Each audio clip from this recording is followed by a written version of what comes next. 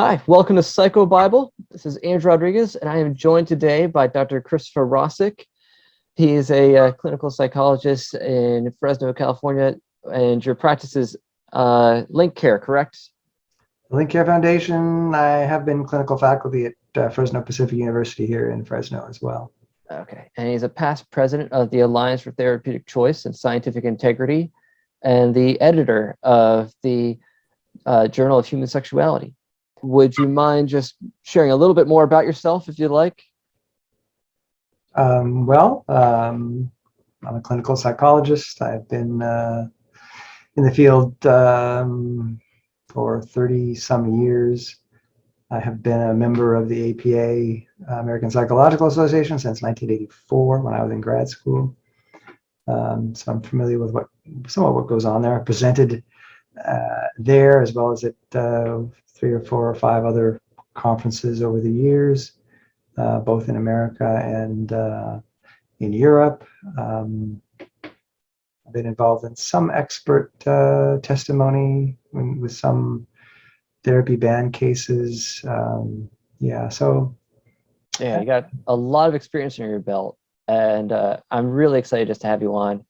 One, just because you were one of my first contacts when I first getting involved with the Alliance back in 2015 when I was being attacked in graduate school for helping guys with unwanted same-sex attraction. And I met Mike Davidson at the Restored Hope Network conference, and he connected me with you. And so you gave me some really sound advice, sent me some journal articles to present to the faculty, and sort of been kind of my gateway into the world of the Alliance for Therapeutic Choice. And so I really appreciated your guidance and encouragement over the years. And thank you for that. Thank you for being a part of all this. Yeah, it's been an adventure for sure. It is that. Right. When you get involved, a never-ending adventure for sure. Yeah, it's like you're getting on the train, right? And you decide, okay, I'm going to get on the train. I don't know where it's going to go, but I'm on now and it's going, so I really can't get off. So just go along for the ride and keep your head. Yeah. Well, I want to talk to you today about a couple of things. You have an article that you had published. It was last year, correct? Right? Yeah. Well, I think it came out earlier this year. Oh, earlier this year. Okay. With the some of the data gleaned from this survey that you participated in, the 4 options survey. Right. And it's really presented like a wealth of data for clinicians and researchers to use regarding demographics and well-being and just all sorts of information about people with either LGBT identities or LGB identities, and those with same-sex attraction, whether or not they identify as LGB. Right. So one of the studies that you wrote or co-authored is titled, "Is conservative religiousness inherently associated with poor health for sexual minorities?" And so you wrote that with Lefevre, McGraw, and which stands out to me, Lee Beckstead, who for maybe other people who are familiar with this field know was in the group that did the APA's 2009 task force report on therapy or recommendations for people with conflicts over their sexuality, especially if they're religiously based conflicts. And so it's fascinating to see that you partnered with him and some others to research this topic. So could you give us a little background? What was the 4 options survey, and who conducted it? How did it come about? Who participated? It wasn't a brainchild of mine. I think Tyler and Lee, who are my co-authors, 2 of the co-authors, excuse me. Yes, and about 2 or 3 others really started in on this. But I would say, to their credit, one of the things they wanted to do is they wanted to promote LGBT identified venues, right? And so to do that, they reached out to a couple of more conservative-oriented therapists, researchers, myself being one of them. And there was I mean, I'm kind of the non-Mormon background anyway, person on most of them are based in Utah, so a lot of them coming from the LDS. So that, but at any rate, I fit the bill as far as, past president of the Alliance. I have connections to some of these sort of change exploring, accepting networks. And so the thought on their part, I believe, was that, hey, we want access to these networks because we want to have a more representative sample as possible. We can get into why that's important later, but so they reached out to me. They didn't have to, but they did. And I was more than happy to have involvement in this. So they were able, as a result of the conservative members of this research group, there were two of us who were relatively more conservative, and the other was a Mormon gentleman, therapist. And so at the end of the day, the sampling, the recruitment was able to, I think, recruit probably maybe almost a third of the sample were more traditionally religious or conservative religious sexual minorities, which is so again, I give a lot of credit to Lee and Tyler. That's way above and beyond, and I hope they don't regret having done that, given that I've written and used the data in some areas that I don't think they probably would have written about or examined, and that's just again illustrative of why it's important to have socio-political diversity among the researchers. We ask different questions, we have different interests, and so when you have a broad variety of perspectives, socio-politically, you're going to get a more rounded view of the data and the subject you're studying. So how big was the sample? The original sample was, I believe, in terms of individuals who completed the necessary sections of the survey, it was about just under 1,500 individuals. That's right. Yeah. Yeah.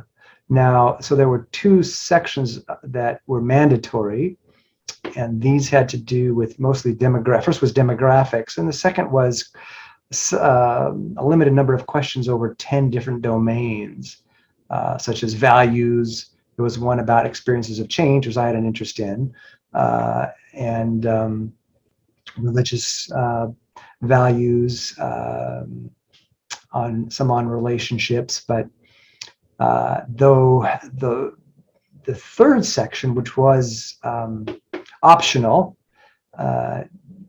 followed up on those 10 sections in the second section with more questions. And so some of these articles are using the third section responses, which is why you don't have the large sample sizes. I mean, you might have a couple hundred or something like that, but not 1,500, because the questions being used were not part of the mandatory part of the survey itself.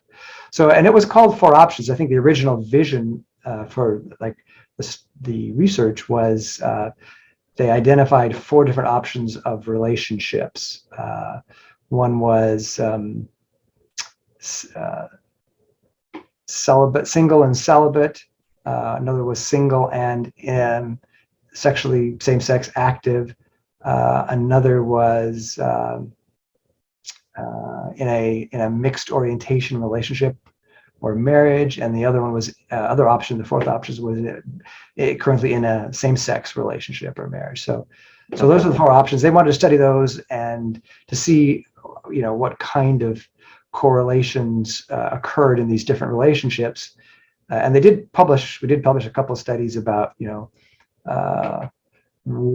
levels of satisfaction in these 4 different types of relationship, kind of what makes for satisfaction in these 4 relationships. And it's pretty interesting stuff. If your viewers have an interest in it, just look under Lefevre. He's the primary author on, I think, those, and they're from probably 2019, 2020. I think, because those are among the first articles that came out, because they were really as I understand it, the original vision for this survey in the first place. But they knew they were going to collect a lot of data. I mean, there's a lot of data that's not even going to be used, unfortunately. But I think we've gotten a lot of good information out of it. Yeah, we have a bunch of studies that have already been worked on just with that data set. Right. I've got one or two more, and then I'm probably going to move on. Okay. So let's get into the study, the one about the conservative religiousness whether or not it's inherently associated with poor health. Right. For my viewers, could you probably just give a couple definitions when we use the term sexual minority? Some people are going to hear that and maybe they'll radars go off. Oh, that's like a cultural Marxist term. Like, oh, they're well, when you're using the term sexual minority, what does that mean? Yeah, I get that. I'm kind of, when I'm trying to publish things in secular journals, I'm limited, right? I kind of have to use their language, and I don't take offense at the term sexual minorities. I think I kind of use it in a descriptive way, right? Yeah. The number of people who have same-sex attractions or different gender identity than their biological sex, they're a minority of people, right? So in the purest descriptive fashion, you could call them, sexual minorities without getting into all the sort of, I'm sure, political baggage that come to some people's minds when they hear that term. That's not how I'm trying to use it. I'm just trying to use it in my mind anyway, in a purely descriptive fashion, and one that's acceptable within the literature. If I call it something else, obviously, it would probably limit the success in publishing this information, which is it's just primary, shorter way of saying like non-heterosexual or non. Yeah, you could say non-heterosexual if you put it that way. But again, that even falls within. And one of the things I learned, which has been helpful in this, in working with Lee and Tyler, is just how folks hear these things, right? And they've learned from me how conservatives more hear certain words, and so we would have these back and forths and try to find some language that was acceptable to both of us. But for the most part, kind of avoiding what I would say sort of trigger language on either side of this socio-political spectrum. So that's been very interesting and helpful. If anybody has a chance to be on a diverse research team, I recommend it. It's really fascinating that this is even happening at all, because usually they're just two sides in our own camps, our own echo chambers.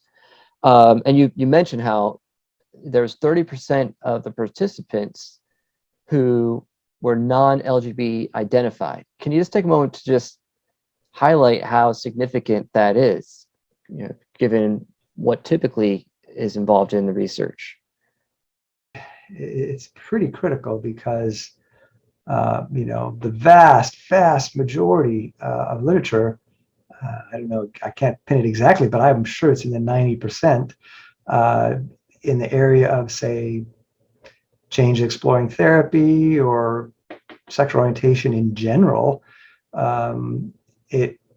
Because researchers tend to be on the left to progressive left side of things,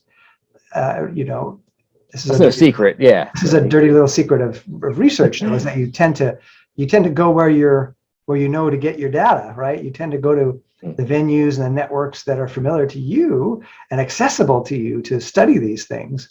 So that means that if the researchers are overwhelmingly non-conservative, they're not going to go to the Alliance. They're not going to go to something like Restored Hope Network, that sort of thing, to get data. First of all, they wouldn't be trusted. So they, unless they had someone like myself, someone else who could sort of represent them.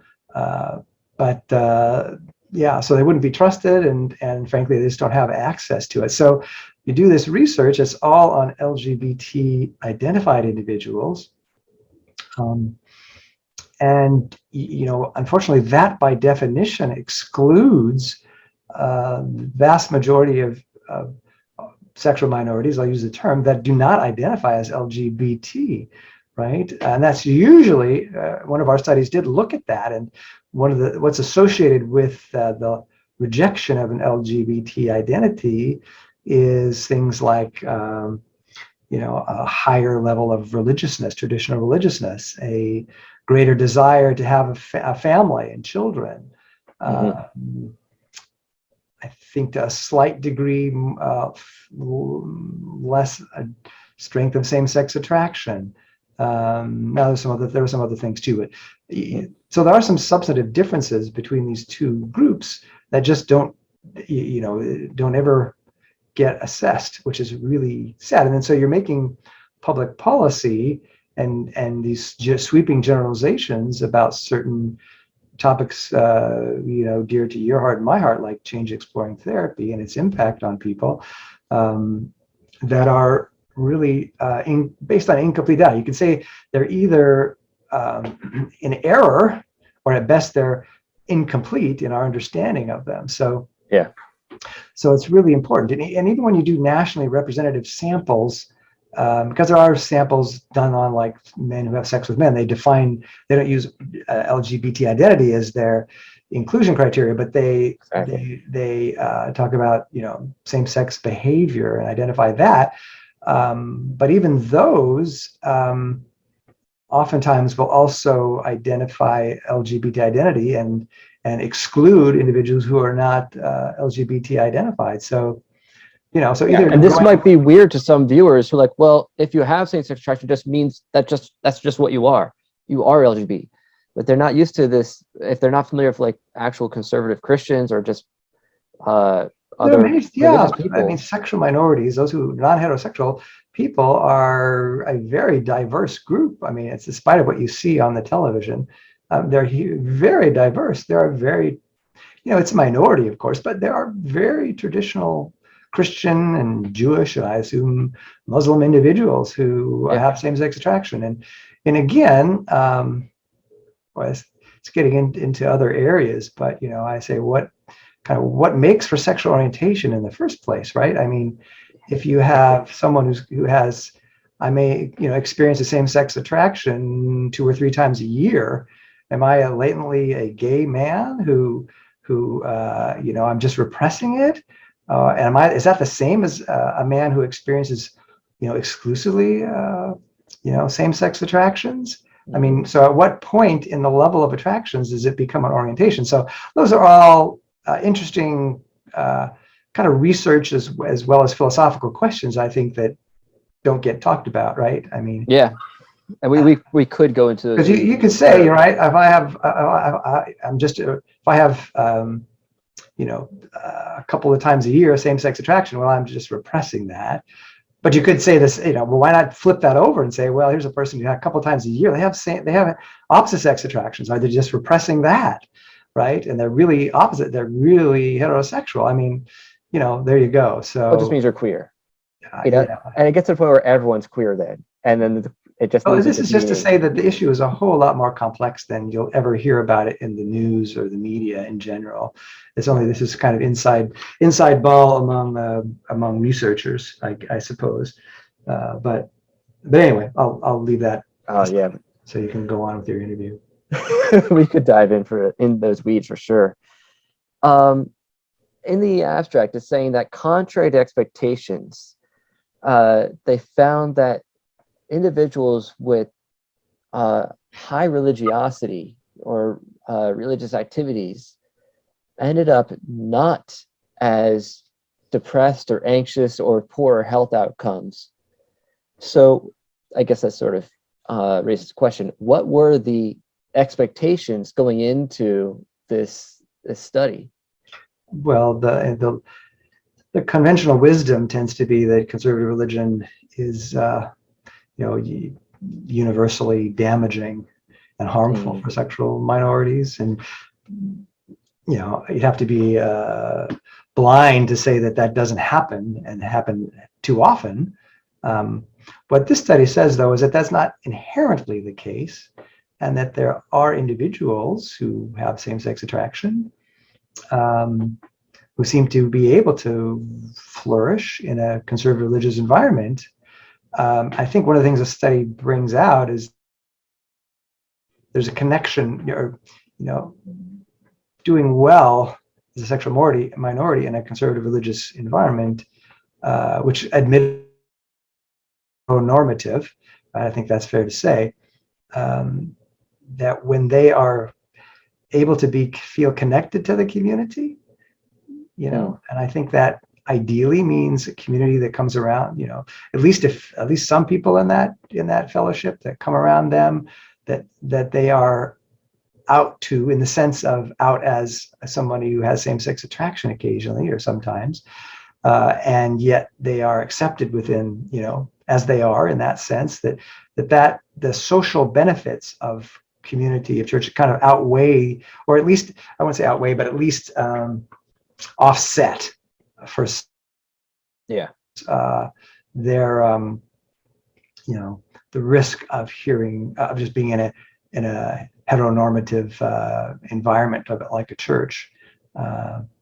So they would share those values too. Generally speaking, they share the faith, the values of the faith. I think if they did not share those values, it would be a much different kind of experience for them, right? And certainly if they were LGBT, if they were identified as gay and identified with that community and with those values, that it would be much more difficult. Yeah, the big outcome I was seeing in the article was that the religious commitment and involvement helped ameliorate or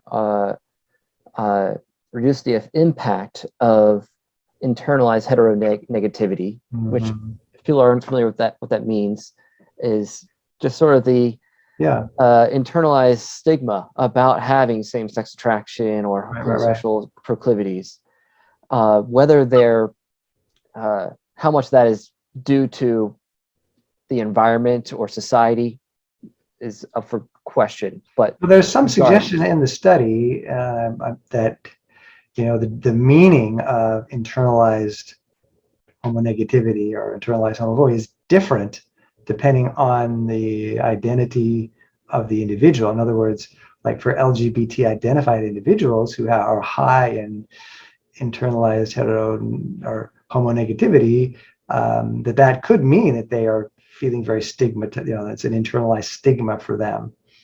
But for someone in a religious environment, a conservative religious environment, and who shares those values, that the scales that measure internalized heteronegativity may, in fact, just be measuring, I'd say, a belief system, right?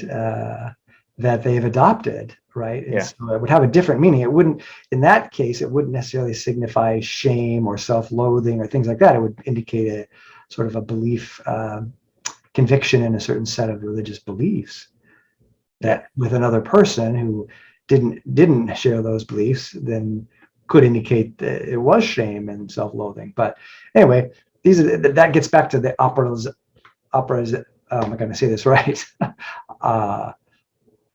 How you operationalize the scale items and what they mean for different groups, and they don't always mean the same thing for same groups.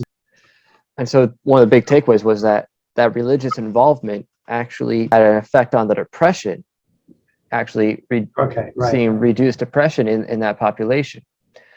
And that was the thing that was not expected, I guess, by at least some of the fellow researchers. I mean, we have to be careful because clearly, so to say that there are individuals, sexual minorities, who do seem to be able to flourish, relatively speaking, in a conservative religious environment.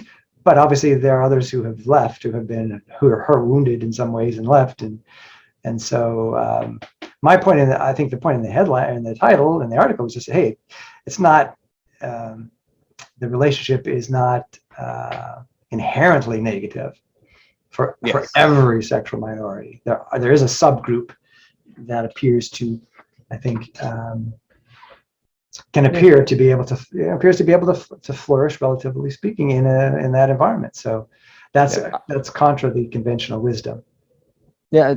For example, I just started with a new client yesterday who has religious-based trauma, grew up in a super strict authoritarian religious home where hell was used as a way to just shame him, and or at least the concept of hell and the doctrine of hell. So it's just constantly told you're going to hell, you're sinning, and just was shamed constantly. So he's got a lot of this religious trauma, but yet the thing that also helped pull him back from the brink was getting back involved with the relationship with God, and still within organized religion, not just spiritual but not religious, but he's actually still a committed Christian. So we see the positive and negative in his own story right there. Sure. So yep, that happens.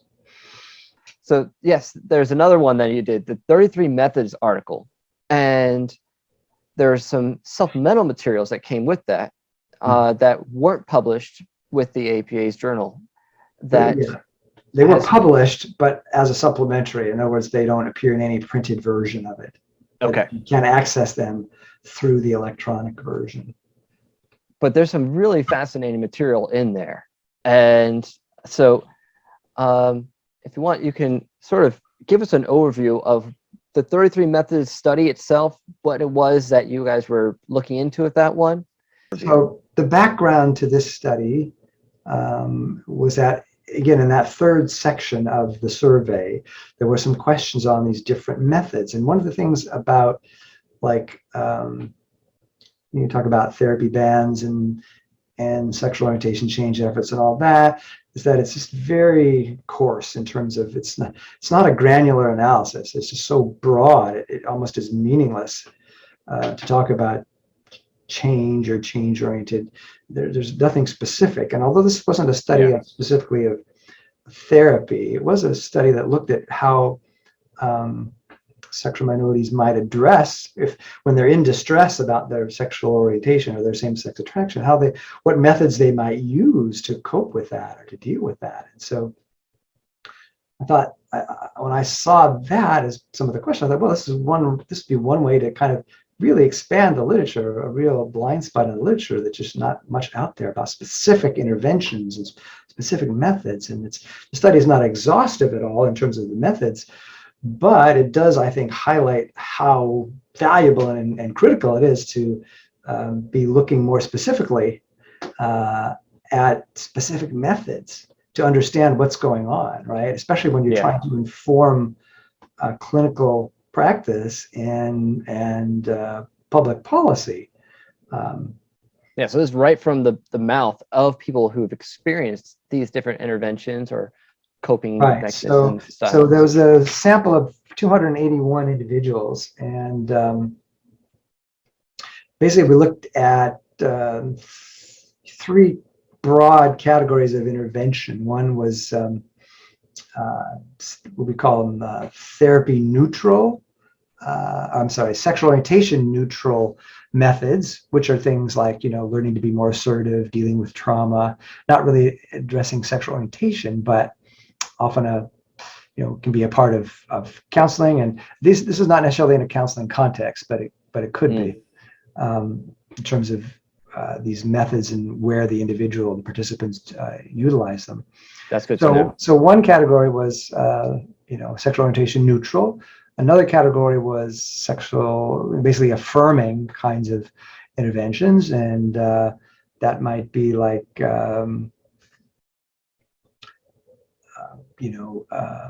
identifying as LGBT and getting involved in LGBT community things, and having same-sex sexual encounters, those sorts of activities, coming out as gay. But the third category was basically methods that discourage same-sex sexuality, and these were primarily methods that were about trying to achieve congruence in a person's conservative religious values and their behavior and feelings and attitudes. So in that sense, it was kind of restricting or discouraging same-sex sexuality as opposed to affirming. And so we identified 33 items, 33 methods, did a exploratory factor analysis just to kind of see how these methods grouped. And they did group in some general ways among factors of strongly related to affirming, strongly related to neutral methods, and others that were connected to affirming methods, and then others that are more discouraging methods. So they did seem to kind of group somewhat, which was a kind of a confirmation of the use of that breakdown of those categories. So not only did we look at these methods for the full sample, but we also broke it down again into the categories of LGBT identified participants and participants who rejected an LGBT identity. Okay, those two groups. And then the other variable that we looked at was, to categorize the participants, was their theological orientation. And here we had three groups. One was identified as theologically conservative. Another group was identified as theologically not conservative, which they identified as theologically moderate or theologically progressive.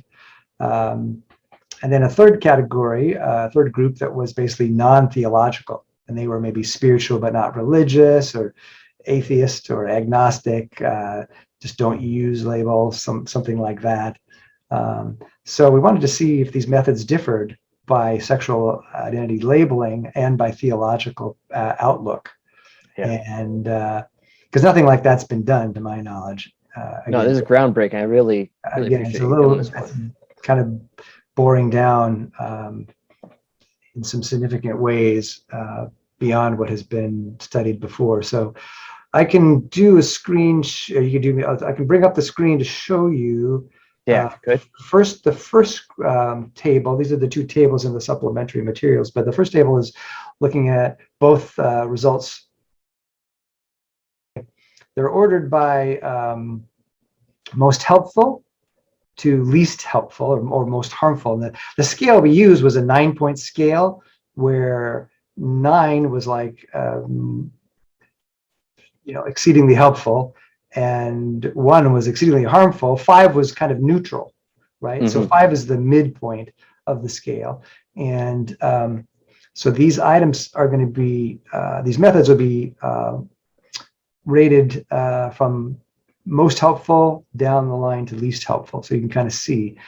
And the other thing to keep in mind is that I kind of color coded them.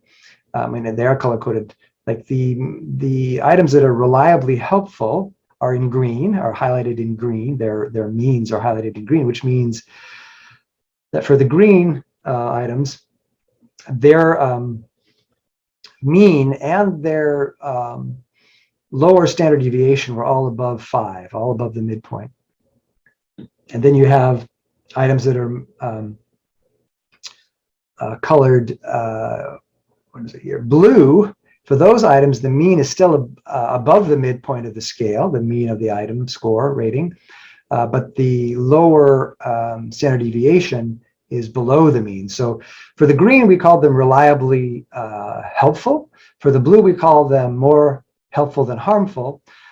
The next color is yellow, and for that particular, those items, the mean was below the midpoint, but the upper standard deviation is above the midpoint. So we label those yellow to say those are more harmful than helpful, but there's still some variance.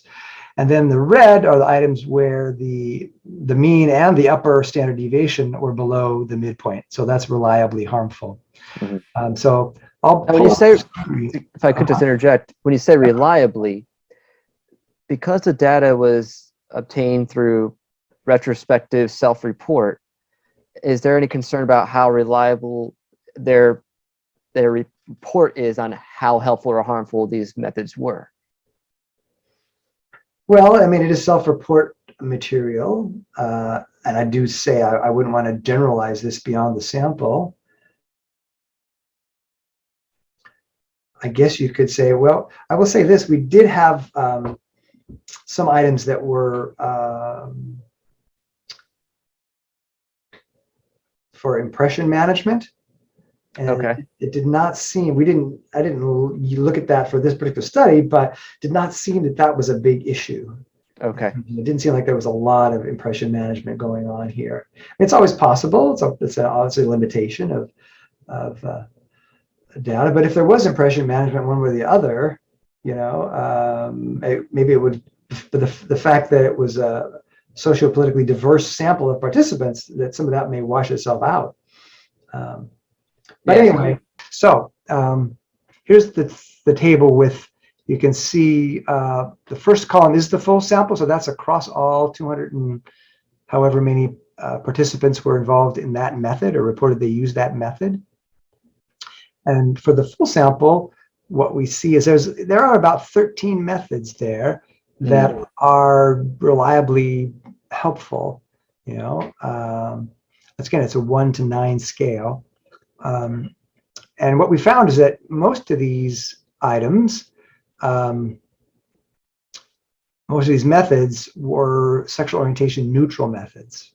As you can see, like working through trauma, helping others distressed. The coming out was positively rated, but the caveat on that is that probably it means different things for the LGBT identified and the non-LGBT identified groups. In other words, coming out as LGBT identified probably be part of your engagement in that community, whereas maybe talking about I have same-sex attraction experiences, that might be the way it would be presented in a, say, conservative or religious environment. The person chose to share that with maybe a few safe people in that environment that they know. So that may be why it got positive ratings there. So the other thing we found, well, that was one thing we found, that generally those reliably helpful methods are sexual orientation neutral for the whole sample. There are some, if you go to the second part, you can see there's some reliably harmful, which is consistent with the literature, and these are mostly, the two are kind of these aversive cognitive or behavioral methods. Those are harmful across the board. So pairing up the fantasy or attraction to some sort of negative consequence or negative stimuli. Right, or just punishing, shaming myself, those sorts of things, unhelpful. And I think it was also helpful that you mentioned earlier that these were not necessarily all interventions that occurred within a therapy context. No, so I some don't of think these could have just been self-help or whatever, friends or family. I don't think any of them needed to necessarily be in therapy, but many of them are too. So, yeah. So there are some that are blue, were more helpful than harmful. There are some that are yellow, more harmful than helpful. But those are a little deceptive when it comes to the full sample, because here you can see the non-LGBT and the LGBT identified categories. See, they share again the kind of the green positive orientation neutral methods. But when you get down into these other methods, one of the things that we found was that the methods that related to wanting to live with congruence between my attractions and behaviors and my religious identity, those items had a lot higher variance, which meaning the responding to those items was less consistent across the sample. Yeah. And one of the things we see is that for those items, it turns out when you begin to get more specific with the participants and their backgrounds, you begin to see some ways that the C's kind of part, and you begin to get more clarity about what's going on. So in this case, if you're looking at, and I should say, the factor number here, the factors that are mostly related to this religious, I wanted to have my behaviors and attractions align congruent with my conservative religious values and faith, are factors 1 and factor 3, I believe it is. Yeah. So you can see when we started getting to the factor numbers here, something's going on, because the blue and even green is happening for these factors, for these methods, but that's not happening as much for the LGBT identified individuals. And that just continues down the line until you get to things like the using pornography. But you can see not identifying as LGBT, the full sample, that's sort of more harmful than helpful. But when you look at that method among those who do not identify as LGBT, it's more helpful than harmful for them. But for LGBT, it's more harmful than helpful. And so that kind of goes across all these items. Which says something to churches that are now sort of embracing this, what I consider kind of a contradiction, non-affirming but still gay identified approach to same-sex attraction. You're seeing this with like the Revoice movement and a lot of the big voices like Preston Sprinkle or Gregory Coles or Greg Johnson. They identify as gay, as like an identity that's intrinsic to who they are, but they'll be non-affirming with the behavior. And yet we see that not identifying as LGBT is actually more helpful than harmful for those in the sample. Right. It would be interesting to have that as a subcategory somehow, and see how they would score on some of these things. I really don't know how to even speculate about that. But I do think there's a large number of non-heterosexual sexual minorities that do not identify as LGBT. There are some that are kind of like, they should be obvious. So say if you're LGBT identified, having same-sex sex. Right. Sure seems more helpful than harmful, but for those who aren't going to embrace an LGBT identity, that's way more harmful than helpful. It's reliably helpful, right. Against their values, sure. Then that should be readily apparent. But we do know that there are, I've had plenty of clients or people I know who've gone to see a therapist that ended up being a gay affirmative therapist who encouraged them to act out and explore the behavior. Right. And this should just be common sense, though. Here's the point I made earlier. If you look at this column here, LGBT identified, and if you consider that most of the research is being done on this group, so this is why the conventional wisdom could be so off for a significant minority of non-heterosexual individuals, that all these would be considered harmful because of this, right? But we never sampled the non-LGBT group, so we really don't even consider them. It doesn't really ever enter in our mind when we're making policy or clinically thinking about them. That, to me, this just really points out why it's so important to also assess, include these individuals who reject LGBT identities as participants in research, if you really want to understand what's going on. Otherwise, this is what I mean. This understanding is at best incomplete, right? This is incomplete because it's missing all of this. Yeah. So, all right. Do you want to move on to the second? Well, actually, there's a couple items that stood out to me in here. Okay. One of the interventions that is very controversial is the being in a state of undress or experiencing non-sexual nudity. Right. And yet we see that is actually in the blue as one of the more helpful than harmful. I know people have had some negative outcomes from that, but usually, and the one person I know who told me it was a negative experience was a female. Yeah. But for most of the guys I know who've experienced something like that, for them, if it remained non-sexual and it was in a controlled environment, for them it was actually helpful, and it helped them get past their body shame and help them better identify with their own sex. But this is something that usually would be considered quite controversial. It's nothing I would ever think to recommend myself, but I know the guys who just on their own volunteer to do that. Yeah, I mean, it's interesting. Keep in mind, that was the lowest Yeah. event rate in that particular method of 130. So it's even more limited that way. The variances are high, so there's variability a lot. So something that just by its nature would not be something a clinician would recommend.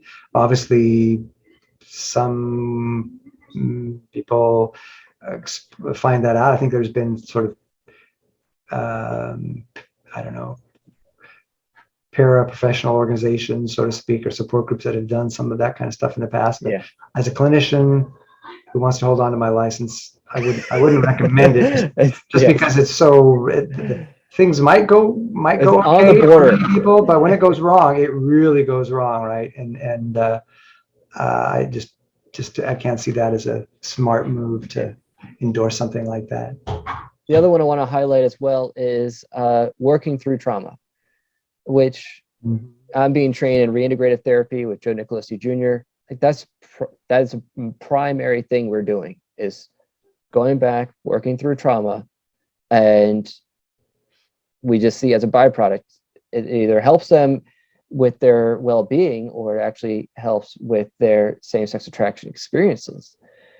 And so we see it just across the board. So it doesn't, what if you have someone who doesn't experience a change in their attractions? It still is ultimately a good to work through underlying traumas that we might uncover, or just maybe trauma that might not seem related to their attractions. Any traumas, it's a good thing to work through. So I think I see that as a good endorsement of the work we're doing. So I mean, I think that ventures into change or exploring or sexual fluidity exploring therapies or regular therapy. It's just a part of it. Now, obviously, you don't want to promise, hey, work through your trauma and you'll never have a same-sex attraction again. I mean, that's foolish to do, and it doesn't work that way a significant amount of the time. But it can work that way. So why can't a person have, with proper informed consent, why can't they have the right to, as an adult, to explore those possibilities for themselves with, again, recognizing that there's no guarantees. Yeah. And there's a couple others I want to highlight as well. In the top part, but close to the bottom there, you have prioritizing religious identity is one of those things where there's that variance where it's reliably helpful for people who are non-LGBT identified, but not helpful, at least in general, for those who are LGBT identified. And same with learning how others reduce their SSA. So this is just my word of caution to friends, family members. You have your child or your loved one who has same-sex attraction. Maybe they're out exploring homosexual behavior or relationships. Sending them the testimony videos of people who've left homosexuality, if it may or may not be the most helpful intervention to keep throwing their way and keep watch this video, read this book about this testimony. Sometimes it can backfire, that approach. So it's helpful to know there's different strategies to use. Constantly barraging your loved one with testimonies of change, hoping that it'll reach them and a light will go on, may not be helpful all the time. Particularly if they are gay identified, right? If that's correct. If they're entrenched in the identity. If that's the statement about, yeah, that's how I see my identity. Yeah. So this is the kind of thing I think can help reduce harm, right? Because you wouldn't suggest that to somebody who is LGBT identified. Somebody who has a sincere faith is not that way, not LGBT identified, and maybe looking for resources or just interested in finding out other people's experiences. That might be okay for them. But obviously, use tons of discretion and care and, lead with love, right, for that person. So let's move on to the next part. So this is the table of the one-way ANOVAs and ANCOVAs analysis of variance that we did to find differences between these three groups. And we find, as you can see here, the top part of this table, is that again, those first 13 sexual orientation neutral methods are all pretty positively experienced across the board of theological orientation or no orientation. And then, but as you go back down, especially to those factor 1 and factor 3 items that are looking at sort of religiously based efforts to be congruent with my behaviors and attractions, congruence with my faith, my traditional faith. Those items, again, you begin to see the variability. And in general, what you find is that the theologically conservative have the most positive of the experience of those methods, whereas the theologically non-conservative are less positive with those methods, and the non-theological are harmed, really harmed by, they're reporting harm by those items, those methods, even more so than the theological non-conservative. So you kind of see that here. I mean, there are a few items that are obviously different, like having same-sex sex again, where the theologically conservative person is reporting that's a reliably harmful. It's for the non-conservative theological person, that's more harmful than helpful. And then for the non-theological person, it's more helpful than harmful. That's their report anyway. Same thing with pornography. Yeah, exactly right. And then again, with the aversive behavioral cognitive methods, pretty negative across the board for all groups. So, there's places where, because of this, I could really agree with the APA and other places that these are methods that need to be, I don't know about banned, but they certainly need to be educated that they're harmful, right? And it's not good practice to encourage engagement in those kinds of methods in a clinical setting. Yeah, were there any things, I mean, this to me is just kind of not surprising, but were there any items in here that were surprising to you? Or not surprising, but in the world of research, it doesn't exist until you actually have data. Yes. I mean, good research is often studying common sense, which there's a dearth of common sense in some of these areas. That's my private opinion, but. And do we have an idea of any of the overlap between the non-LGBT identified and LGBT identified when it comes to the non-conservatives? Because I'm wondering how much of the percentage of the theological non-conservatives were either LGBT identified or non-identified. Yeah, that's a great question. I think in general, I mean, I don't have it right in front of me, but I think in general, the theologically conservative would be much more non-identified. I figure that, yeah. Theologically non-conservative would probably be in the middle, and then the non-theological would be definitely high numbers of LGBT identified. Okay. No, and that's and I know that there's a world of difference between a theologically conservative person and a theologically, moderate or progressive person, right? Definitely, yeah. So what are some of the clinical implications you can think of given all this data?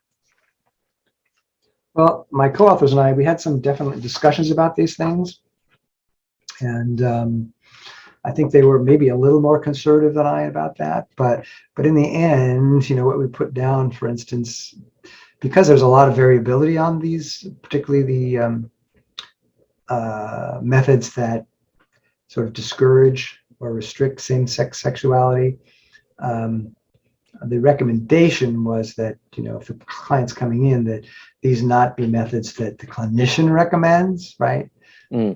But if a client's coming in using these methods, then we can explore with them, how if they're helping or not, or, and educate ourselves as clinicians by understanding, does this client identify as LGBT or not? Are they religiously conservative or not theologically oriented? And so those kinds of questions now, because of this sort of this data, it at least raises some ways of conceptualizing the client's experience, and by asking certain questions, getting a little better handle on, is this method going to be helpful, right? If you're a theologically conservative person and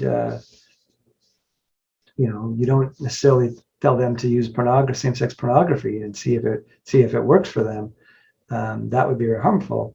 On the other hand, if the person is theologically non-conservative, you're probably not going to tell them, and it's going to be helpful to sort of,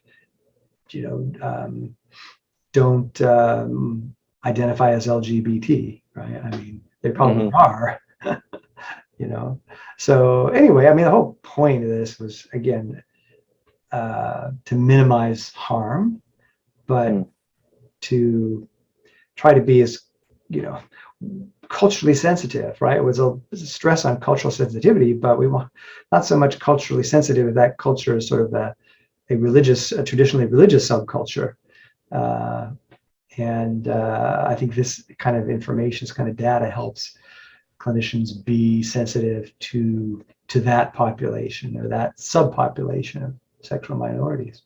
And it's also helpful just to know, all right, well, we do have some data now about what is going to be more helpful in general with certain things. I think about, say, disclosing your same-sex attraction to someone, whether you call it coming out or just disclosure of your SSA. I get some clients who come from very strict religious backgrounds. For example, I see this a lot with my clients who are Muslim. And they'll be like, well, I'll never tell anyone I struggle. They just want to come to therapy, get healed in therapy without ever disclosing to anyone they struggle with this, especially not their wife if they ever get married. Yeah. And all I can say is, like, I don't know anyone who's had a successful marriage who hasn't disclosed this issue with their spouse. Yeah. I have some data that shows it's actually helpful to disclose this to at least someone you trust. Sure. I mean, and that's really common sense anyway. I mean, in the sense of for decades, I've told clients, that of all stripes, right, that I find people who have community, are embedded in some community, even if it's only like a couple of people or 3 or 4 that are really supportive people, their healing trajectory tends to be much better than someone who's just isolated. I mean, it's just common sense. We're relational beings, right? And so we need to be in relationships, at least have some significant relationships. And if we do, that are safe, and in this situation can be honest about what our experiences are, and if we are still cared for and valued, even if I have the struggle with same-sex attraction, that's going to be a tremendous help. That's going to be a lightening the load that I have to carry.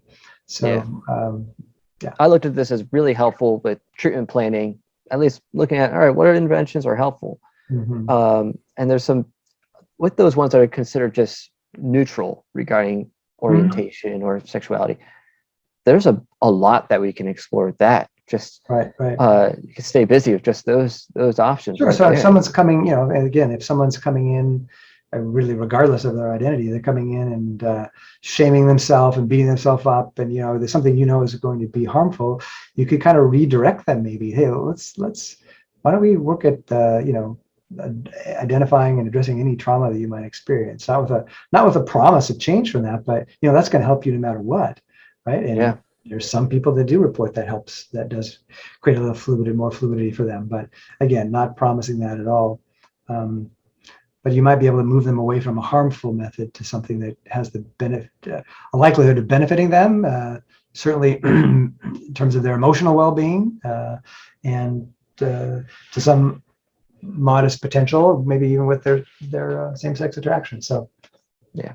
Last question then. So we got some clinical implications. What would be some legal implications from this data?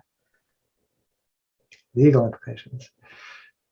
Well, to me, it suggests these therapy bans are very misguided, right, in their current form, because you are basically shutting out opportunities for some people, some methods that for some people may actually be experienced as beneficial. So to me, it seems like it's very culturally insensitive. Obviously, you have to be clinically cautious and have informed consent and all those kind of things, and be accurate, and not promising change and those sorts of things. But the bans today are, I think, pretty much exclusively among licensed therapists. Right now, I'm not aware of any that have been, at least in the U.S. lost the license. Yeah, maybe, I don't know. Is there one somewhere else? Oh, I just mean as far as the bands that are just Oh, exclusively for licensed therapists, but we have yeah, bands right, in other right, countries that right, apply right. to anyone. In the US is okay. I can take And then that. Lafayette, Indiana, almost they had that ban that would have been for everyone. Right.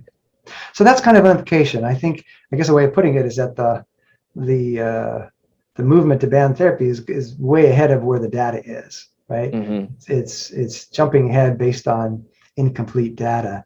And this kind of data, I think, helps, I mean, okay, if you want to ban aversive techniques, behavioral aversive techniques, I mean, No one's gonna fight no one's against going to that. argue about that. No, of course, the activists know that those things really have been practiced for 40 years among professionals. And so it seems like the goal of the bans, because of the lack of convictions on this after a decade of these bans in existence, it seems to me that the major function is one of just the threat. We're going to close you down by having you exist under this sort of threat so that you won't go there with clients, rather than really we intend to really enforce it and have a strong enforcement mechanism and investigate blah blah blah. I mean, I suppose if you're a low-lying fruit and a bad clinician doing stupid things, you might make yourself a case, but I think the average or the average therapist who's a decent therapist knows better than to do the things that would really get them in trouble as bad practice across the board. It's not just bad practice with a sexual minority minor, but just bad practice. Yeah. And actually, I mean, I'm glad that we talked about the other article that you co-wrote, because what this also shows is how this puts at a disadvantage those who come from a religious background and who strongly identify with their religious convictions. Mm-hmm. And the therapy ban advocates would say, well, who cares? The religious community is the one that's causing all the harm, and it's more harmful for them to be in a conservative religious community. But now you have data that shows actually, no, that data does not necessarily indicate that. It's not innately or inherently harmful to be very religious while having same-sex attraction. Right. So they're not being harmed by that. Therefore, we need to have options for them to obtain the therapeutic help that best fits their Some values. people could be harmed by their. I mean, I'm not denying that. I think that a lot of LGBT identified individuals are likely to have part of their identity is that they have been felt injured and therefore they've left. But the problem is that that's the only people being interviewed. That's the only people being researched, right? Not, how is a bisexual professor of psychology doing research? How are they going to have access to sexual minorities in conservative church networks? Mm-hmm. Good luck with that, right? So we just can't generate research we have to all sexual minorities, particularly. Can't generalize it. Yeah, missing out on those, and I'm not saying it's the majority, but I have to believe it's a really significant subgroup of individuals that do exist within conservative religious institutions and are doing fine, are doing or flourishing to a certain degree. So, but they're not represented in the research, and therefore they're not represented in the public policy. Yeah. Well, Dr. Rosik, you're such a gift. Thank you for doing the work, for constantly just keeping us updated on developments in research, and just having so much integrity as a researcher and being willing to even reach across the aisle, something we don't see enough of. So I really appreciate you putting in the time, the effort. In addition, being a clinician, you're not being paid to do all this research, so it's not like you have some huge really. Grant, not in this life anyway. No. So you're doing really great work. I appreciate it so much, and thank you as well for taking the time out of your I imagine very busy schedule to speak with me today. You're welcome, Andrew. I hope it's been helpful for the listeners today. I really hope so. So I'm going to make sure people are aware that there are options out there for people and that there are different types of interventions that we should consider before just banning everything and before shoving one ideology down everyone's throat, one way or the other, the pro or anti. Once again, thanks so much. Have a good rest of the day. Okay, you as well. Bye-bye now. All right, there you have it. Thank you so much for watching, everyone. Don't forget to hit the like button, to share, subscribe, hit the bell for notifications. And until next time, Jesus loves you freely, fully, faithfully, and fruitfully.